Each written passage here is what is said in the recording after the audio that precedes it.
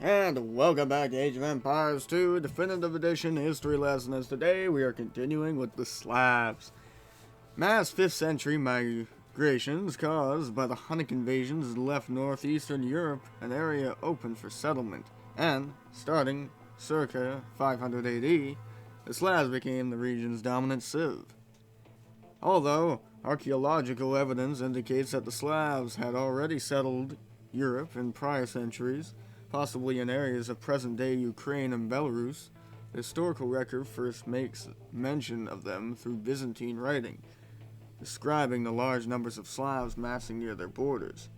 Upon settling down, the Slavs established several competing states throughout Eastern Europe, falling into either the Byzantine or Holy Roman spheres of influence. The first great Slavic state, the Bulgarian Empire, formed in 681 AD. This nation was founded by the Boyars, a Turkic people that settled in the Eastern Balkans, north of the Byzantine Empire. However, the Bulgarian Empire expanded into most of the Balkans, which was by then mainly Slavic. By the 10th century, the state was effectively Slavicized.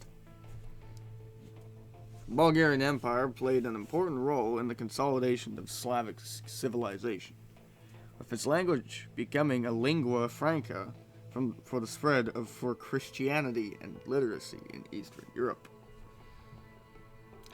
Another important medieval Slavic state, Great Moravia, formed in Central Europe after the union of the principalities of Nitra and Moravia in 833. Although Great Moravia never achieved a dominant position, it played a crucial role in the balance of power between the Franks, Bulgarians, and Byzantines. When King Yaroslav of Great Moravia asked the Byzantines for help in translating Christian texts into Slavic, the Byzantine missionaries entrusted with the task, Cyril and Methodius, successfully developed the first Slavic alphabet and wrote down the oldest text in Slavic literature, translation from the Christian Gospel in 863. Okay. Hold on. Perhaps the last great medieval Slavic state was formed around Kiev in present-day Ukraine in 882 AD. The Kievan Rus kingdom, although mostly populated by Slavs, was led by Scandinavians called Rus, who took power in the area by defeating the ruler, Turkish Khazars. The liberation of this and several other Slavic cities allowed them to focus more on internal development rather than on serving foreign lands.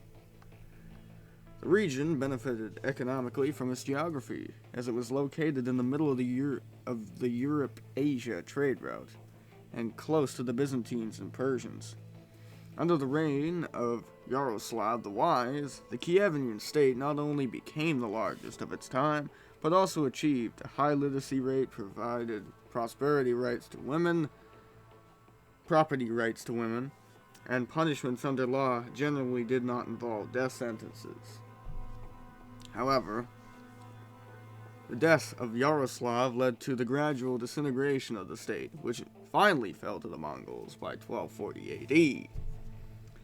During the Middle Ages, Slavic governments followed a feudal system, but in contradiction to other parts of Europe, the power of the kings was constrained by the high-ranking aristocrats called Boyars.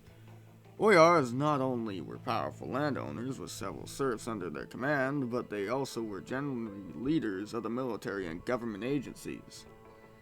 The alliance and competition among these aristocrats shaped the economic development of the Slavic states, improving the vitality of their domains, but weakening the central governments.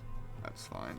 By the late Middle Ages, the rise of absolute monarchs led to the downfall of the Boyars, as that's how that works. Anyway, I'll see you next time with the Spanish. Peace.